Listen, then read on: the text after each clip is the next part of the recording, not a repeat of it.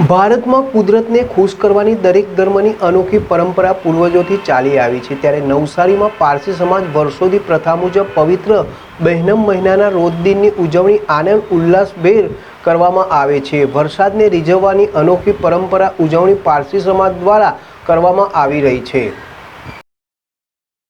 ભારતમાં પારસી સમાજ ગુજરાત રાજ્યના સંજાણ બંદરે આગમન કરી દૂધમાં સાકરની જેમ ભરી ગયા। આ પારસી ધર્મમાં બહેમન મહિનો પવિત્ર કહેવાય છે। આ માસમાં પારસીઓ માંસ માછલીનો ત્યાગ કરી શાકાહારી ભોજન પુરવાર કરે છે। આ માસ દરમિયાન પારસી કોમ પોતાના કુટુંબના મૃત્યુ પામેલ પિતૃઓની પૂજા કરે છે। માટે પારસી સમાજમાં બહેમન મહિનાનું પવિત્ર મહિના તરીકે મહત્વ છે।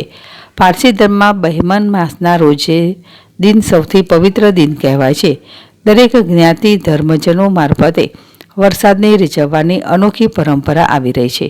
ત્યારે નવસારી પારસી સમાજ દરેક જ્ઞાતિ ધર્મજનો મારફત વરસાદને રીઝવવાની અનોખી પરંપરા આવી રહી છે। ત્યારે નવસારી પારસી સમાજે વરસાદ રીઝવવાની શરૂઆત 1959ના વર્ષમાં આવેલ દુકાળના સમયથી વરસાદને રીઝવવાની પરંપરા આરંભ કરી છે। ત્યારથી આ ઘી ખીચડીનો કાર્યક્રમ યોજી મેઘરાજાને રીઝવે છે। આ દિને પારસી સમાજના બાળકો અને પુરુષો સમાજના દરેક ઘરે ઘરે ફરી અનાજોનું દાળ ચોખા ઘી અને તેલ ઉઘરાણું કરે છે તથા આ દિનને ઘી ખીચડીનો દિન તરીકે પણ ઓળખાય છે। તેમજ વરસાદને રીઝવવા માટે પારસી લોકગીત ઘી ખીચડીનો પૈસો દોઢિયાનો રૂપિયો વરસાદ ચીતો આયેગા નું ગીત ગાય દાળ ચોખા અને ઘી ઉઘરાવી ખીચડીનું સામૂહિક ભોજન કરે છે।